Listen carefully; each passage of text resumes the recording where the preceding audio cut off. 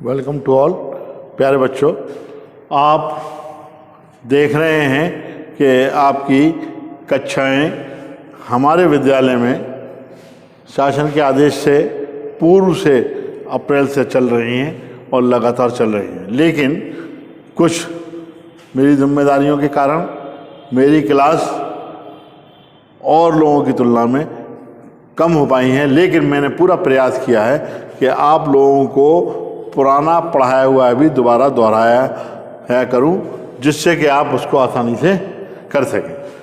आपने आज भी मेरा वीडियो एक देखा होगा, ऑडियो देखा होगा, कल भी देखा होगा कि मैंने आपको संयुक्त राष्ट्र संघ बड़ी डिटेल से पढ़ाया और समझाया है, और उसमें बार बार लिखा है कि इसी में से इस माह का टेस्ट होना है। आपको फिर पूर्व ज्ञान के अंतर्गत जो चीज़ें मुझे लिखनी थी वो मैंने ब्लैक बोर्ड पर लिख दी हैं, और आज मैं आपको टॉपिक पढ़ाऊंगा पर्यावरण और प्राकृतिक संसाधन। पूर्व ज्ञान के अंतर्गत यूएनओ को फिर मैं थोड़ा सा उस पर प्रकाश डाल रहा हूं, जिससे आपको आसानी हो। यूएनओ अंतर्राष्ट्रीय एक राजनीतिक संस्था है जो कब बनाई गई, ये आपको मैं पिछले वीडियो में ही बता चुका हूं, और इससे पहले जब मैंने जिस क्लास में पढ़ाया है आपको बताया है। और पुनः मैं आपको बैकग्राउंड में थोड़ा ले जाकर डिटेल से समझाना चाहूँगा।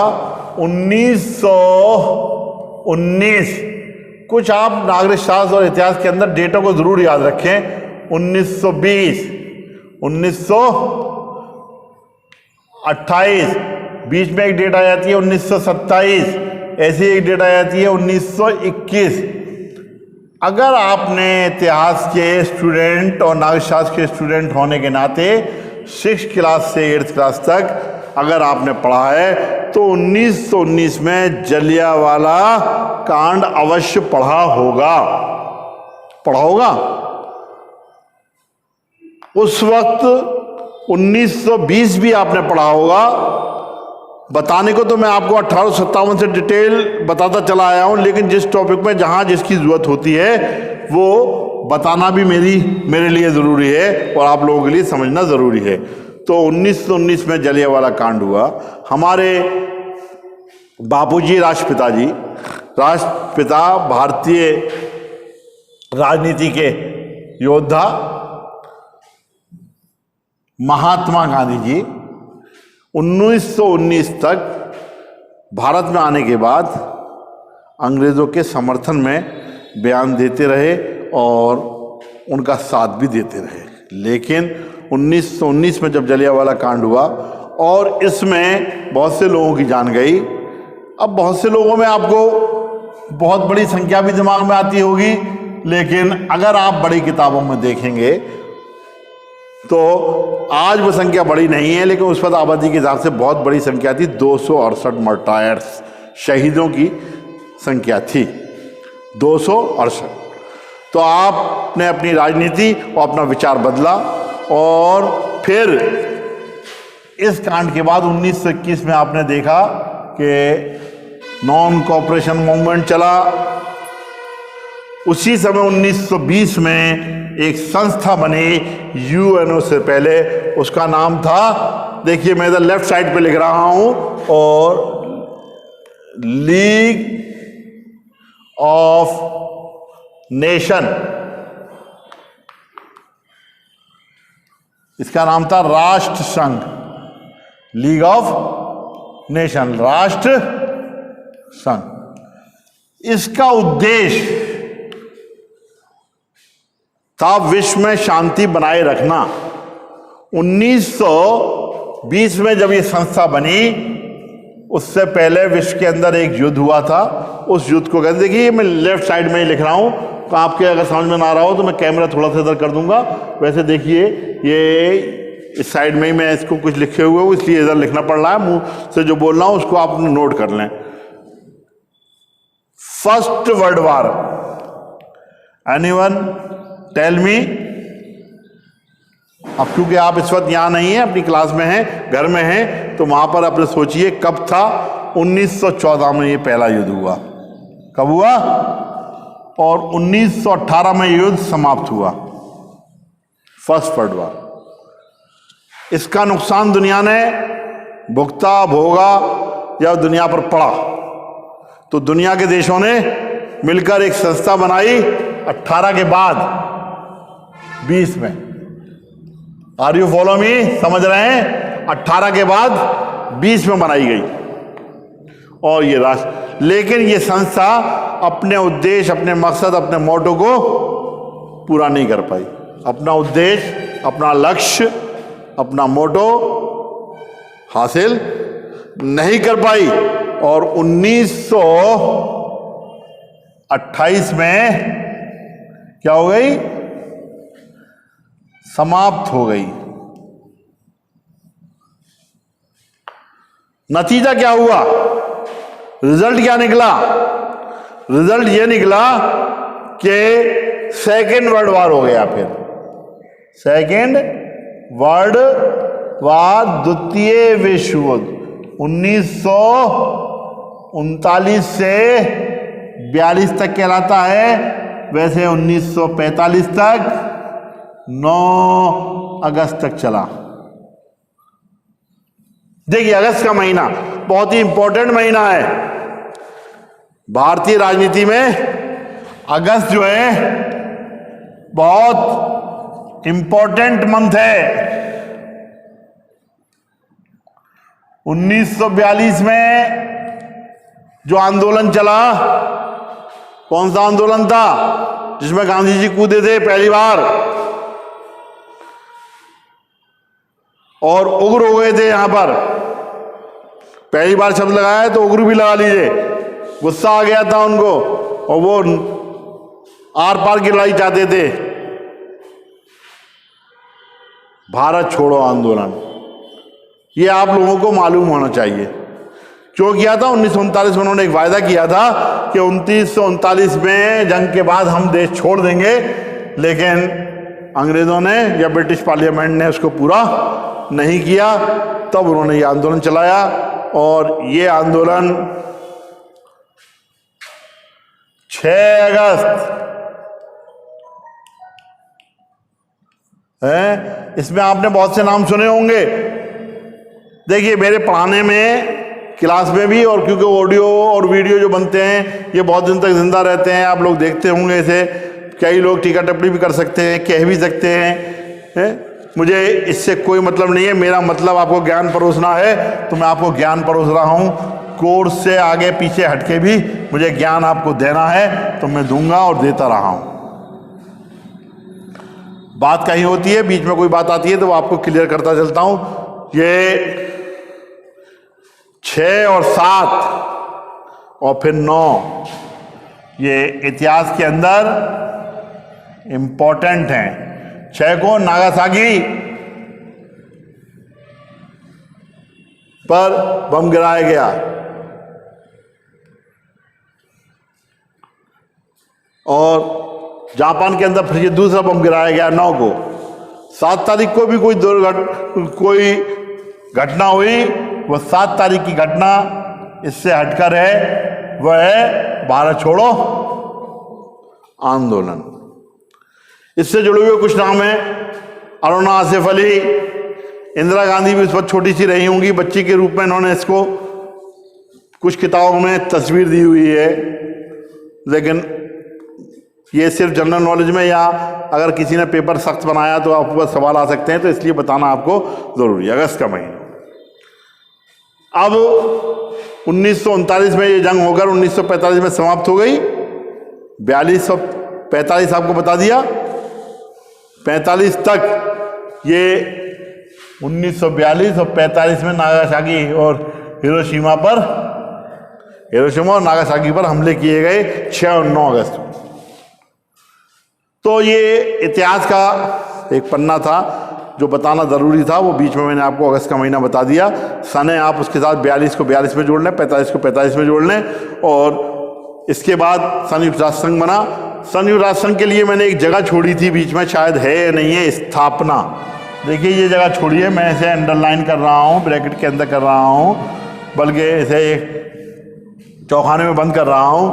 पहले मैं यहाँ पर लिखता हूँ 1945, एयर वाले खाने में 1945। 1945 को ही द्वितीय विश्व युद्ध समाप्त हुआ। उससे पहले मीटिंगें हुई सैन फ्रांसिस्को नगर में, अमेरिका के मीटिंगें हुई। 51 राष्ट्रों ने उसमें सहमति जाहिर की कि एक अंतर्राष्ट्रीय संस्था बनाई जानी चाहिए। उन्होंने साइन किए और वो संस्था बनी। महीना था अक्टूबर महीना अंकों में लिखा जाता है 10, तो मैं बीच में मंथ में लिख रहा हूं 10 और ईयर में लिख रहा हूं 1945। फिर कोई दिन भी होगा जिस दिन इसकी स्थापना हुई होगी, वो मैं डेट वाले दिन में लिख रहा हूं 24। तो इस प्रकार एक नंबर का सवाल आपके एक ये भी तैयार हो गया। 24 अक्टूबर 1945 को संयुक्त राष्ट्र संघ की स्थापना हुई। अब सवाल पैदा ये होता है इसके कितने अंक थे। देखिए ये भी मैंने नंबर देकर खाली जगह छोड़ दिया है। इसे आप जनरल असेंबली भी कह सकते हैं अंग्रेजी में, और इसे महासभा भी कह सकते हैं। क्या कह सकते हैं? महासभा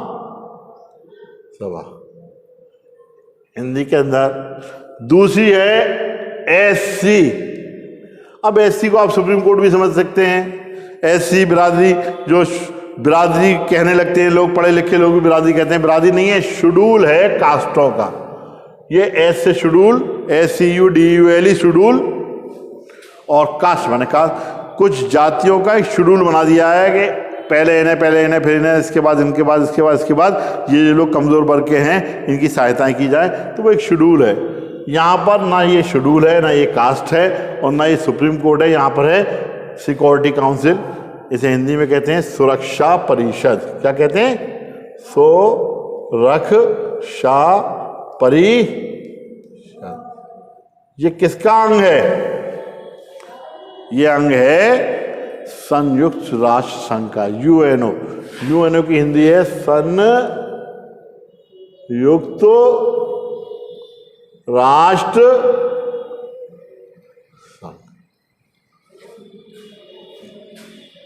तीसरा इसमें अंग, अब सीबीएसई की कोर्स में इन्होंने इसको 6 नंबर में एक्स्ट्रा करके डाल दिया है। 5 अंक को 6 अंक को 5 अंक कर दिया है। और मैं उसी हिसाब से, जिस हिसाब से पुरानी किताबों में पढ़ता चला आया हूँ, वो मैं वही पढ़ाऊंगा। इसको फिर न्यास परिषद और न्यास परिषद कहते हैं। न्यास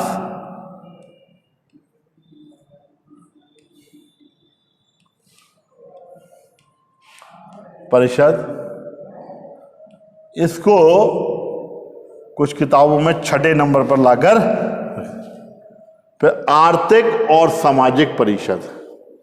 आर्थिक और सामाजिक परिषद। और फिर उसके बाद 5वां है,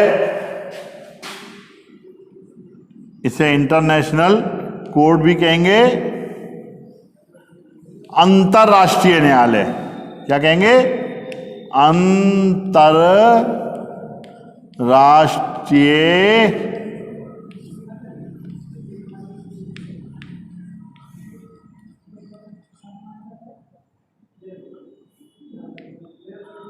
न्यायालय। ये हेग में है, हेग नगर। ये कहाँ है? हेग में है। और 6ठा है सेक्रेटेरिएट, हिंदी में इसको कहेंगे सचिवालय। सचिवालय। अब ये गिज पिज हो रहा, पढ़ने में नहीं आ रहा होगा, कुछ आपकी भी जिम्मेदारियां हैं। मैं इसको चाहूँ तो साफ कर सकता हूँ और दोबारा लिख सकता हूँ, लेकिन क्योंकि टाइम मेरे पास कम होता है, इसलिए ब्लैक बोर्ड पर जो लिखा हुआ है, जो लोग हमने बाद में ज्वाइन किया होगा तो वो भी इसको लिख लेंगे। मुंह से बोल रहा हूँ, लिखिए सेक्रेटेरिएट। 6ठा पॉइंट, हिंदी में इसको कहते हैं सचिवालय। अब जल्दी से जल्दी कह दीजिए, महासभा, सुरक्षा परिषद, प्रन्यास या न्यास परिषद, आर्थिक सामाजिक परिषद और अंतर्राष्ट्रीय न्यायालय, और 6ठा हो गया सचिवालय। ये संयुक्त राष्ट्र संघ की कार्यकारिणी है। इसके साथ साथ और भी बहुत से संगठन है। IS है, IMF है, इंटरनेशनल मॉनेटरी फंड है, IBRD, international bank of reconstruction and development, IBRD है, ILO international labour organisation, ILO है, और यूनिसेफ है, ये सब इसके विशिष्ट संगठन हैं जो काम करते रहते हैं। इनकी एब्रीविएशंस आती हैं, शॉर्ट में नाम लिखा होता है, इसको पूरा आपको लिखना होगा। तो ये पूर्व ज्ञान के अंतर्गत बहुत कुछ मैंने पढ़ा दिया, बता दिया। फिर जिन बच्चों का पहले छूट गया होगा वो इसको दोबारा पढ़ लेंगे, उसको भी पढ़ लेंगे, इसको भी पढ़ लेंगे, रिकॉर्ड आपके पास है। अब आप आते हैं अगले पार्ट पर। अगला पार्ट है आपका जो इस वक्त कोर्स में नहीं है, निकाल दिया गया है, माइनस है, कहीं मैंने लिखा था, और वह कौन सा पार्ट था? समकालीन विश्व की सुरक्षा। समकालीन विश्व की सुरक्षा।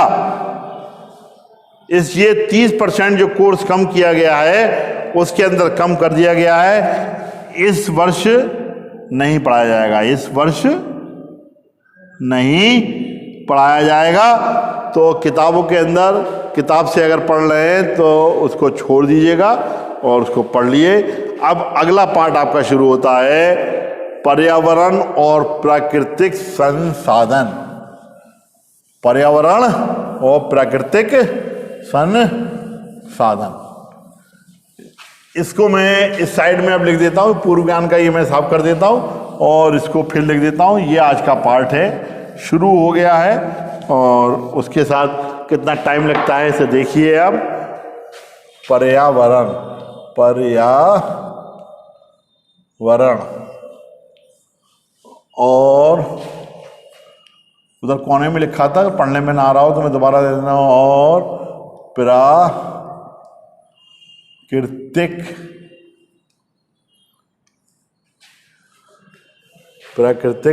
संसाधन।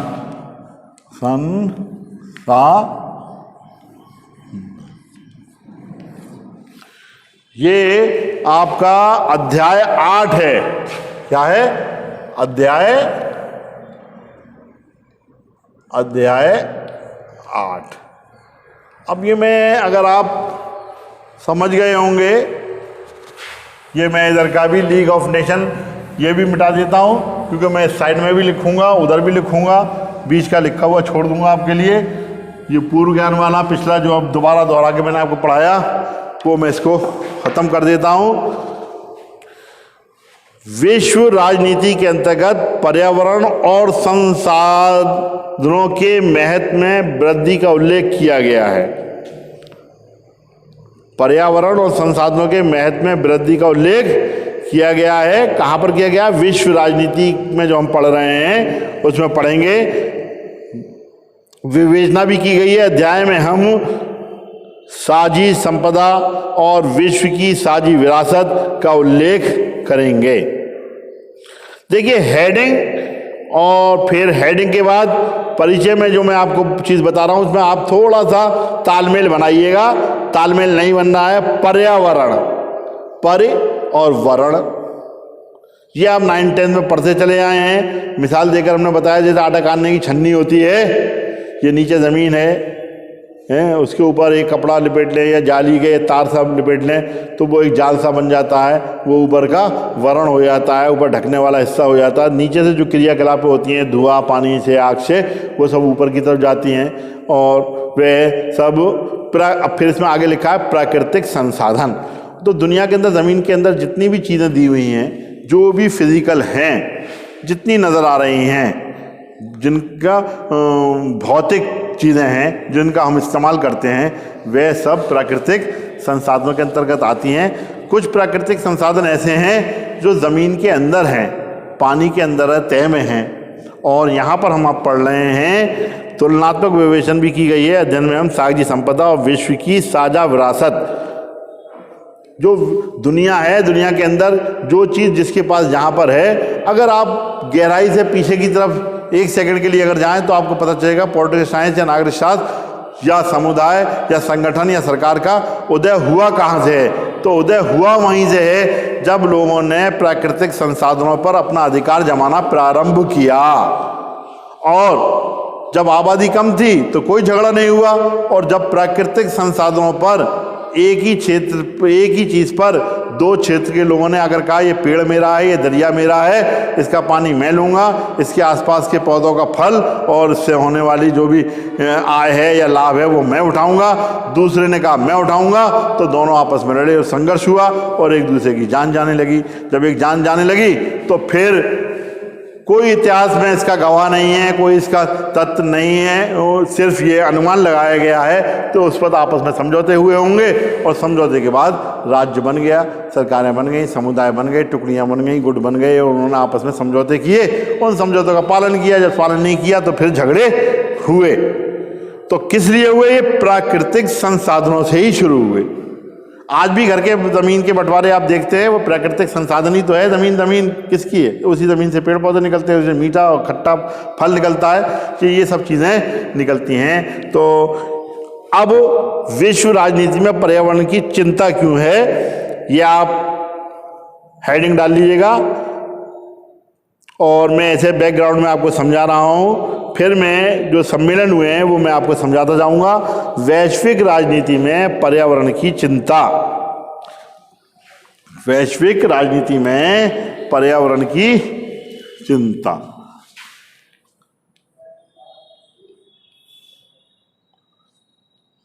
वैश्विक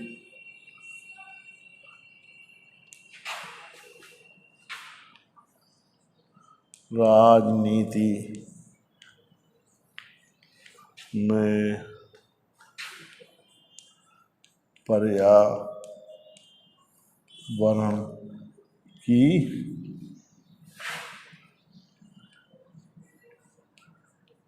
चिंता क्यों? अब इसमें क्यों सवाल लगाकर इसमें रुचि पैदा की गई है, इसमें एक फोर्स डाला गया है कि हम और आप इस चीज को समझें।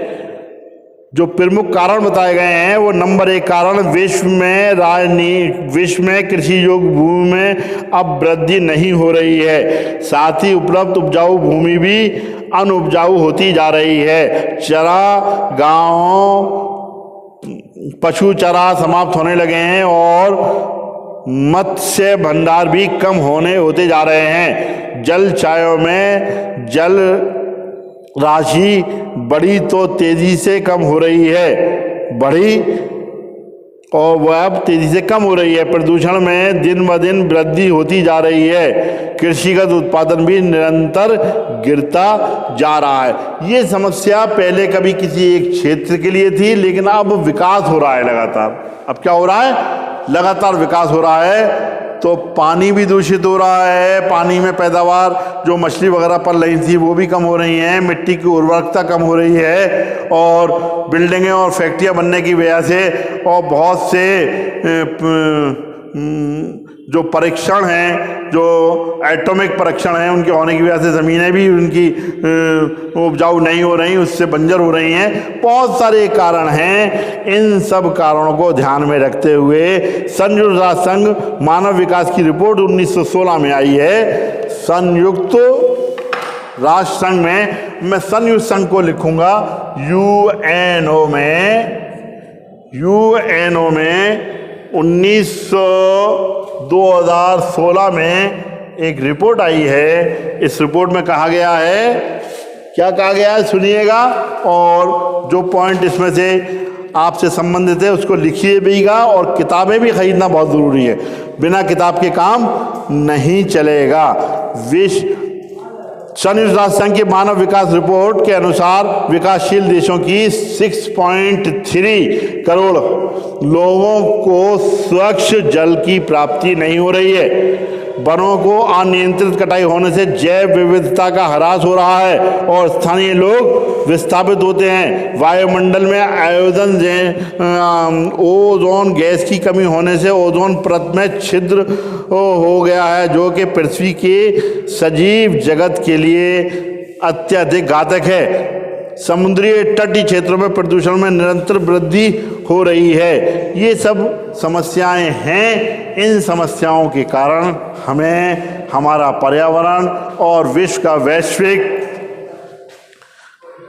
राजनीति पर भी इसका प्रभाव पड़ रहा है। विश्व के स्तर पर बढ़ रहा है, तो हमें देशों को आपस में कहीं एटॉमिक परीक्षण पर पाबंदी लगानी है, कहीं आपस में समझौते करने हैं, हथियारों का प्रयोग कम करना है। इन सब चीज़ों के लिए हमें इस पार्ट पर डिस्कशन करना है। पर्यावरण और प्राकृतिक संसाधन, इसको आप किताबों में पढ़ लीजिएगा, पार्ट नंबर 8 है। इसी को मैं पूर्व ज्ञान के अंतर्गत आगे चलाऊंगा, कोर्स को ख़त्म करूंगा, आगे बढ़ूंगा और कोर्स आपका बहुत ही व्यवस्थित ढंग से जो डायरी में लिखा हुआ है उस हिसाब से चल रहा है। इसी के साथ अब समय भी काफ़ी हो गया, दूसरे अध्यापक महोदय भी हमारे तशरीफ ला चुके हैं, वो भी अपनी क्लास लेंगे। तो इसी के साथ गुड डे, कल फिर मिलेंगे।